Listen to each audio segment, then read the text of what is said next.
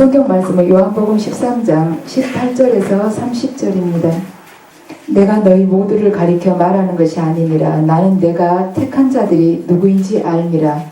그러나 내 떡을 먹는 자가 내게 발꿈치를 들었다 한 성경을 응하게 하려는 것이니라. 지금부터 일이 일어나기 전에 미리 너희에게 일러두면 일이 일어날 때 내가 그인 줄 너희가 믿게 하려 함이로라. 내가 진실로 진실로 너희에게 이르노니 내가 보낸 자를 영접하는 자는 나를 영접하는 것이요 나를 영접하는 자는 나를 보내신 이를 영접하는 것이니라. 예수께서 이 말씀을 하시고 심령이 괴로워 증언하여 이르시되 내가 진실로 진실로 너희에게 이르노니 너희 중 하나가 나를 팔리라 하시니 제자들이 서로 보며 누구에게 대하여 말씀하시는지 의심하더라. 예수의 제자 중 하나가 곧 그가 사랑하시는 제자가 예수의 품에 의지하여 누웠는지라. 시몬 베드로가 머리짓을 하여 말하되 말씀하신 자가 누구인지 말하라니 그가 예수의 가슴에 그대로 의지하여 말하되 주여 누구입니까? 예수께서 대답하시되 내가 떡 한 조각을 적셔다 주는 자가 그니라 하시고 곧 한 조각을 적셔서 가룟 시몬의 아들 유다에게 주시니 조각을 받은 후 곧 사탄이 그 속에 들어간지라.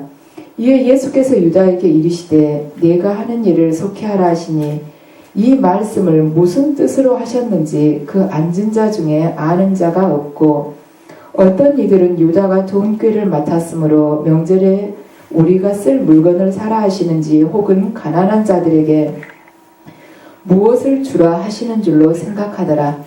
유다가 그 조각을 받고 곧 나가니 밤이러라. 이 시간에는 우리가 영적인 밤에 순간순간 처할 수 있다는 것에 대해서 말씀드리겠습니다. 이스라엘의 초대 왕은 사울이었습니다. 그는 왕이 될 계획이나 포부도 없었습니다. 그래서 오직 하나님의 택하심에 의해서 이스라엘이 첫 번째 왕이 되는 그러한 영광을 누릴 수가 있었습니다. 그렇지만 그가 왕으로 발탁되는 순간에 그는 얼마나 순진했었는지 짐짝 뒤에 숨어 있었습니다. 그러나 대부분 사람들이 그렇듯이 사울도 권력과 금력을 누리면서 그도 타락하게 되었습니다. 그래서 처음의 그 순박한 마음이 서서히 변하기 시작했습니다.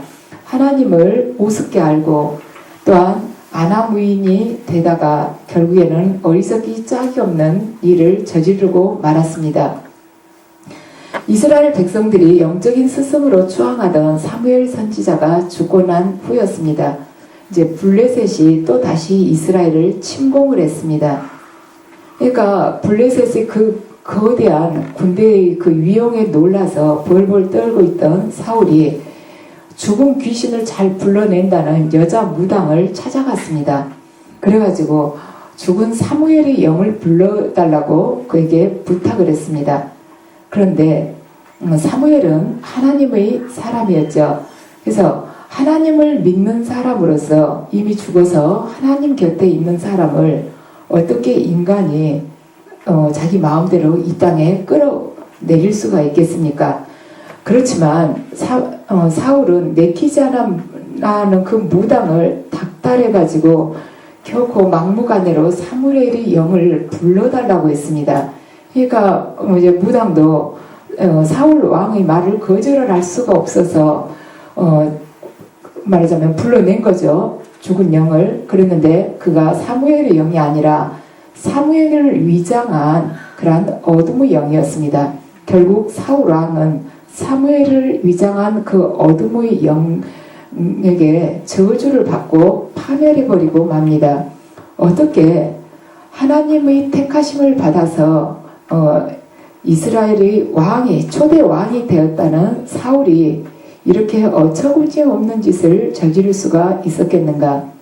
네, 성경은 이때가 바로 밤이었다고 표현을 하고 있습니다. 사무엘 28장을 보면 이 일이 캄캄한 밤중에 일어난 일이라고 표현하고 있습니다. 그러니까 그것은 단순히 시간상으로만 밤을 의미한 것이 아니고 사울 왕이 그 영혼이 영적인 어둠에 갇혔다는 것을 지금 의미하고 있습니다. 또 겟세마네 동산에서 예수님께서 말하자면 칼과 몽둥이로 다 이렇게 무장을 한 무리들에게 잡혀서 끌려가죠. 대제사장의 집으로 끌려갑니다. 그런데 순간적으로 스승을 잃은 베드로가 그 스승이 어떻게 되나 염려가 돼서 대제사장의 집들에 들어섭니다. 근데 그 베드로를 본 여종이 베드로를 금방 알아보는 거예요. 저 예수의 제자라고 바로 알아봅니다. 그러니까 베드로가 놀래가지고 자기는 그게 아니라고 그러죠. 자기한테도 예수님하고 똑같은 그 화가 미칠 것을 두려워해서 자기는 예수님을 모른다고 딱 잡아댑니다. 그래서 몸을 돌려가지고 그 집에서 피해서 나오려는 순간에 다른 여종이 또 베드로를 보고서 저기 예수의 제자가 여기 있다고 또 이야기를 합니다. 그러니까 베드로가 자기는 절대로 예수님을 모른다고 하면서 맹세하고 저주를 하기까지 합니다. 베드로는 우리가 잘 알다시피 3년 동안 예수님을 따라다닌 제자였습니다. 더구나 그는 세상 사람들이 다 주님을 버린다 할지라도 자기는 죽기까지 주님을 따르겠다고 호언장담을 했던 사람입니다. 그런데 어떻게 이 베드로가 주님을 모른다고 한순간에 이렇게 부인을 할 수가 있었겠는가? 성경은 또한 이때가 칠흑 같은 밤이었다고 증거를 하고 있습니다. 그러니까 이날 밤 역시 베드로도 그 영혼이 어둠의 노예가 되었다는 것을 뜻하고 있습니다. 제 친구가 우리 때는 이렇게 선거할 때요, 국회의원 선거할 때 이제 친척이 그때 국회의원으로 출마를 하게 됐기 때문에 그 선거 동안 그 사무실에서 일을 하고 있었습니다. 근데 이 친구의 그 친척도 부부가 크리스찬이었습니다. 그래서 그때 제가 얘가 먼저 말을 저한테 꺼냈어요. 우리 누구누구가 교회 다닌다면서도 역술인한테 가서 이번에 선거에 되겠냐고 안 되겠냐고 물어본다고. 그래서 교회 다니면서도 그러냐고. 나는 교회 다닌 사람들 안 그런 줄 알았는데 그랬더니 그런 게 아니라 우리 누구만 그런 게 아니라 같이 후보로 나온 사람들 한꺼번에 부인들끼리 찾아가서 또 물어보고 그렇다는 거예요. 그래서 교회 다닌 사람들도 흔하게 그런다고. 우리가 하나님을 믿는다는 것은 무엇이겠습니까? 그분이 창조주이시고 또한 그분이 전지전능하시고 무소부재하다는 것을 믿는다는 것이 아니겠습니까? 그러니까 바로 그분이 우리의 구세주시면서 우리의 목적 되심을 믿는다는 것이 아니겠습니까? 그런데 이렇게 하나님을, 창조주이신 하나님을 믿는다면서도 한낱 한 인간의 말에 의지하면서 자기 운명을 맡기려는 것은 아직도 그 사람이 말하자면 어둠의 노예가 되어 있다는 의미가 아니겠습니까? 오늘 이제 13장 오늘 본문 말씀을 보면 죽음을 목전에 둔 예수님께서 제자들이 발을 씻겨주시고 어떤 삶을 살아야 할 것인지를 보여주십니다. 그리고는 이제 그 의미를 설명하신 뒤에 이제 말씀을 하시죠. 이 13장부터 17장까지를 고별 담론이라고 합니다. 담론이란 말이 조금 낯설게 들릴 수도 있는데 담론은 담화와 강론을 합쳐서 담론이라고 표현을 합니다. 그러니까 강론이라 하면 혼자서 일방적으로 하는 이야기인데 이 중간중간에 제자들이 잠깐 예수님께 하는 이야기가 묻거나 이렇게 답변하는 이야기가 있지 않습니까? 그래서 담화와 강론을 합쳐서 고별 담론이라고 이렇게 이야기를 하고 있습니다. 그리고 요한복음 27장은 예수님의 기도로 보고 있죠. 근데 이 13장을 보면 처음에는 예수님께서 발을 씻겨주시고 그 다음에 유다가 배반할 것을 이야기를 하십니다. 그리고 유다가 그 떡 한 조각을 받아먹고 밖으로 나가고 난 후에 예수님께서 이제 본격적으로 당신께서 말씀하시고자 한 그 말씀을 그때부터 시작을 하십니다. 밤이려라. 그 다음부터 이제 시작을 하시죠. 그것은 우리가 어떤 모임에 갔는데 그 모임에 누군가가 나하고는 참 불편한 관계이고 그 사람한테는 이런 어떤 비밀스러운 이야기, 깊은 이야기를 별로 알리고 싶지 않을 때 그 사람이 있는 자리에서는 안 하지만 그 사람이 나가고 난 후에 조금 먼저 일찍 나가고 난 후에는 내가 마음 편하게 속내를 터놓고 이야기를 할 수가 있죠. 그런 격입니다. 그래서 유다가 나가고 난 후부터 예수님께서 본격적으로 제자들한테 마지막으로 일러두고 싶은 그 말씀을 유다가 밖으로 나간 후부터 시작이 됩니다. 근데 오늘은 그 내용은 포함이 안 돼 있죠. 자, 요한복음 13장 18절을 보면 예수님께서 내가 너희를 다 가리켜 말하는 것이 아니니라. 나는 내가 나의 택한 자들이 누구인지 알미라. 그러나 내 떡을 먹는 자가 내게 발꿈치를 들었다는 성경을 응하게 하려는 것이라. 여기 이 본문을 보면 내 떡을 먹는 자가 내게 발꿈치를 들었다. 자, 이것은 다윗 왕의 아들 압살롬이 아버지 왕자를 노리고서 반란을 일으킵니다. 그런데 그 반란을 일으킨 그 무리 중에 평소 다윗 왕의 은덕을 입은 사람들 중에서 많이 그 반군의 편에 들어서게 되는 거예요. 그래서 다윗 왕으로부터 등을 돌리게 되죠. 그래서 다윗이 그 심정이 얼마나 괴로웠던지 시편 41장 41편 그 구절을 보면 나와요. 이러죠. 주님께서 지금 그 다윗의 식구를 인용하고 계십니다. 그러니까 다윗이 그 측근에게 배신당한 것처럼 당신도 지금 제자에게 배신당하게 될 거라는 것을 지금 암시를 하고 계시는 거죠. 그것은 가룟 유다를 두고 하신 말씀이었습니다. 그러니까 가룟 유다한테 너를 두고 지금 내가 이렇게 이야기하니, 내가 이렇게 권면을 하니 그냥 회개를 하고 빨리 마음을 접어달라고 하지만은 가룟 유다의 반응은 아주 냉담한 반응입니다. 그래서 주님께서 마음의 괴로움을 억제하시지 못한 채 그 다음에 또 말씀을 하시죠. 너희 중 한 사람이 나를 팔 것이다. 팔아 넘길 것이라고 구체적으로 말씀을 하십니다. 그래서 이 말씀을 듣고 가룟 유다가 지금이라도 회개를 했으면 하는 그런 의도로 주님이 전하시죠. 그래서 제자들은 이 말씀을 듣고 깜짝 놀랍니다. 도대체 누구일까? 그렇지만 가룟 유다가 얼마나 시치미를 딱 떼고 앉아있는지 아무도 유다가 예수님을 팔아 넘길 거라는 것은 생각을 하지 못했습니다. 그러니까 베드로가 예수님 곁에 앉아있는 요한에게 눈짓으로 물어보라고 그러죠. 누구냐고. 지금 물어보라 하니까 예수님께서 내가 한 조각을 찍어주는 자가, 내가 떡 한 조각을 찍어주는 자가 바로 그다 하면서 찍어서 유다에게 주니까 그 조각을 받은 후 곧 사탄이 그 속으로 들어갔다고 그럽니다. 자, 한 조각을 찍어서 줬다. 그것은 찍어서 줬다는 거예요. 우리 찍어서 주는 것은 오른손으로 주죠. 그러니까 유다를 오른편에 앉았다는 것입니다. 지금 마지막 날 이 좌석 배정이 그렇게 된 거예요. 이스라엘 사람들이 이렇게 오른쪽으로 약간 기대서 식사를 하죠. 약간 눕혀서. 그러니까 기대서 식사를 하는데 지금 예수님 품에 안긴 사람은 왼쪽에 앉은 요한이 예수님한테 기대고 이렇게 품에 있고 오른쪽에는 가룟 유다가 앉아 있었습니다. 그리고 그 건너편에 베드로가 앉아 있는 것이에요. 우리 보통 이제 최후 만찬 이 그림을 보면 이렇게 직사각형으로 해가지고 이렇게 앞을 다 보고 있는 것처럼 하지만 이스라엘 사람들이 원래 식사할 때 그렇게 하지 않는답니다. 그래서 요한의 바로 건너편에 베드로가 있었기 때문에 눈짓을 하니까 요한이 봤고, 또한 요한은 예수님 품에 이렇게 기대서 있었고 예수님은 오른손으로 이걸 집어서 유다에게 준 것입니다. 그러면 이스라엘 사람들이 그 관습상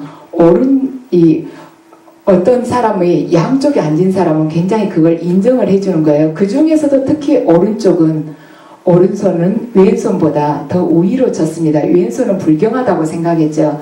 그래서 오른쪽에 앉혀주는 가장 좋은 자리에 예수님께서 앉혀주시는 그 배려까지 했지만 유다가 배신을 한 것입니다. 그런데 지금 조각을 받은 후에 사탄이 그 속에 들어간지라 예수님께서 떡 조각을 유다에게 주실 때 그 떡 조각 안에다 사탄을 넣어가지고 주셨다는 것이 아니라 예수님의 제의를 유다가 딱 무시를 해버렸죠. 회개를 하기를 원했는데 그 제의를 무시했기 때문에 끝내 그가 사탄의 도구가 되었다는 뜻입니다.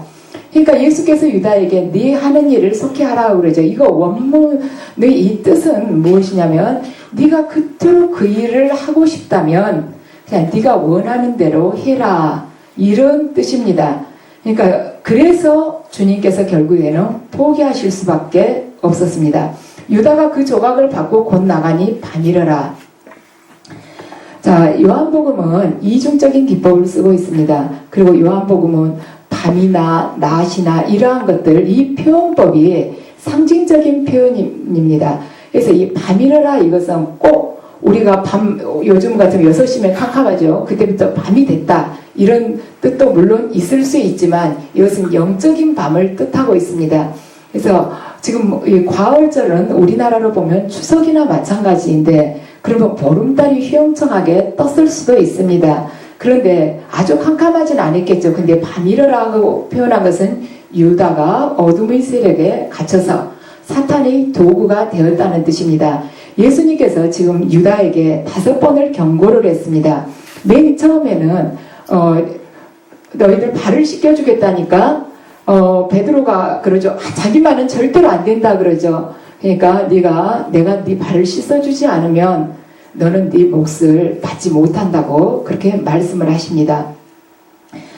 그러니까 그러면서 너희들은 그러니까 베드로가 자기 발만 씻지 말고 머리에서 발끝까지 다 씻어달라니까 예수님께서 목욕을 이미 한 자는 깨끗하니 그냥 발만 씻으면 된다고 그러시죠. 그렇지만 모두 다 그런 것은 아니라고. 모두 다 그런 것은 아니라는 것은 지금 유다는 제외가 됐다는 뜻입니다. 그리고 그 말씀하시고 또한 발 뒤꿈치를 들어서 이렇게 배신을 했다. 또 말씀하시죠. 너희 중에 누군가가 나를 팔아넘길 것이다. 내가 떡 조각을 준 사람이 바로 그 사람이다.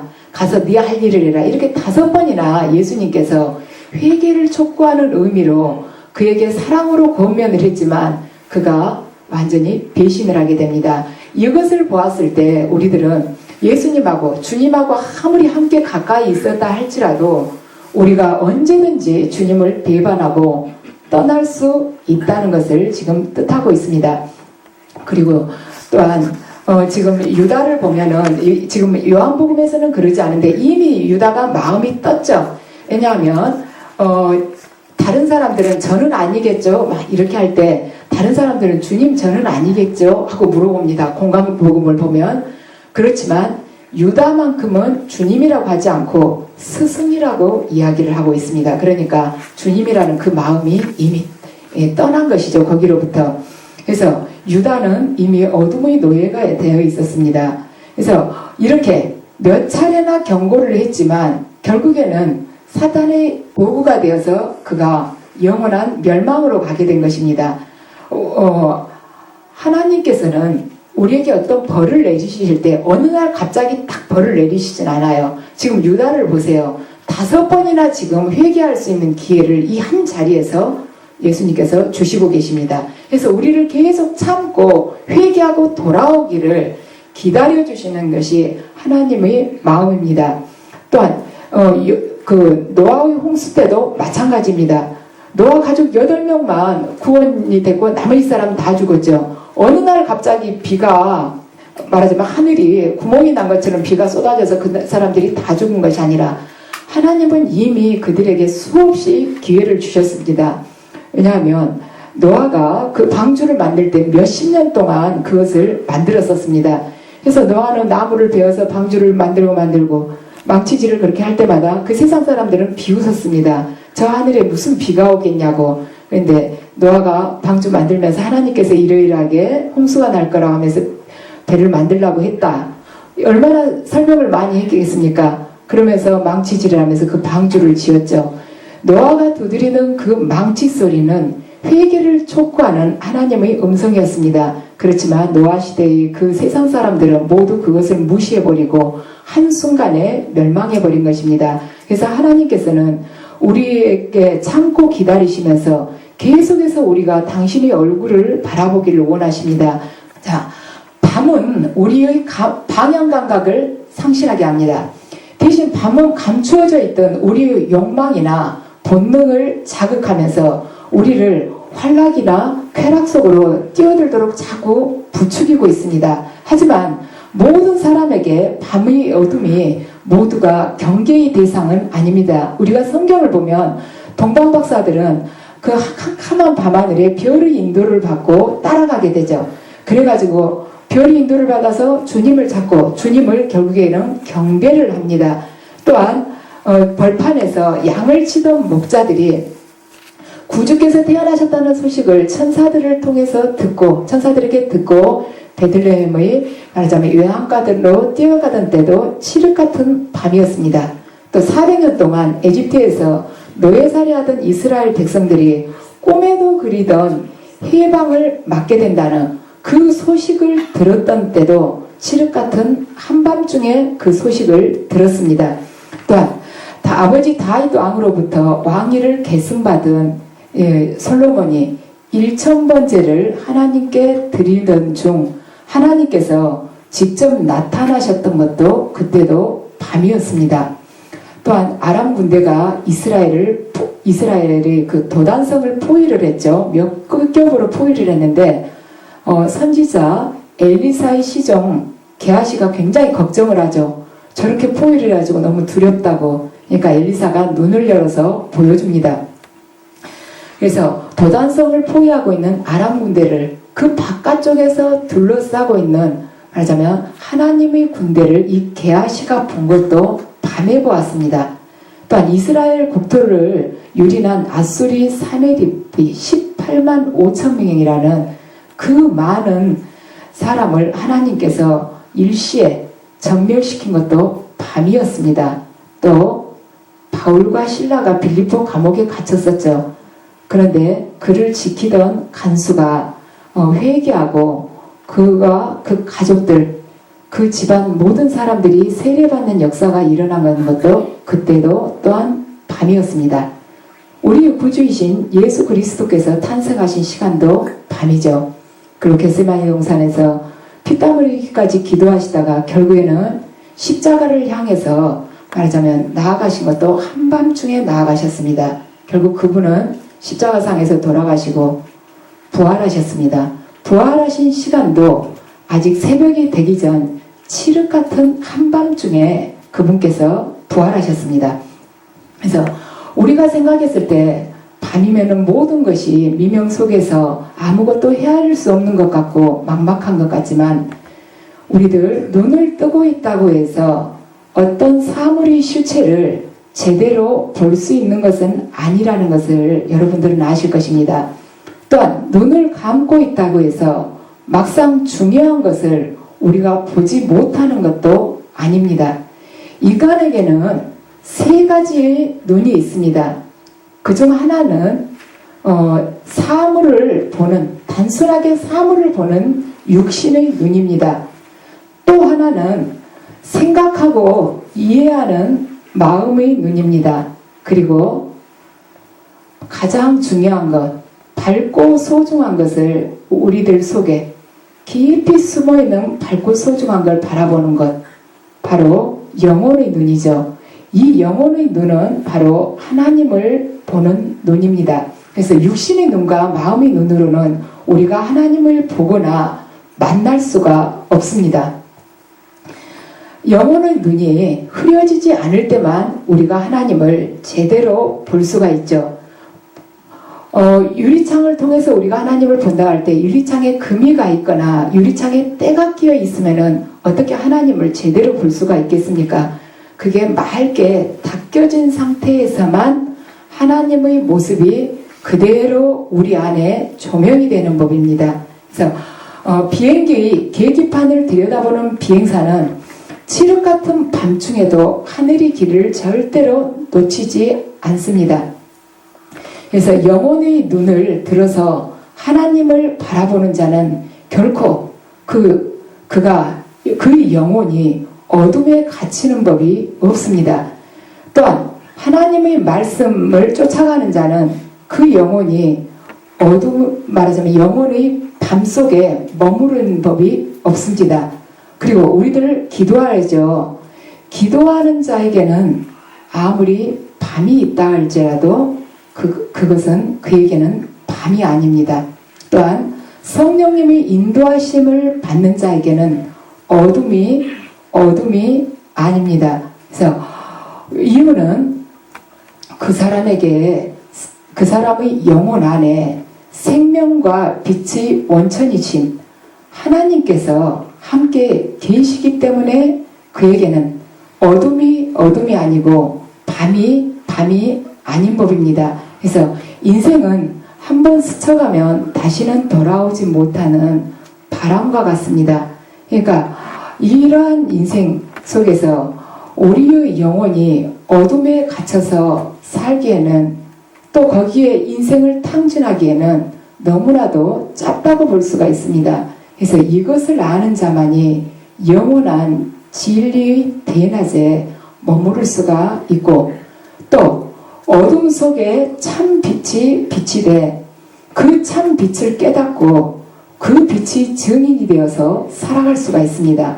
그래서 예수님께서 우리를 부르신 이유는 당신이 증인되어 살아가라고 부르셨습니다.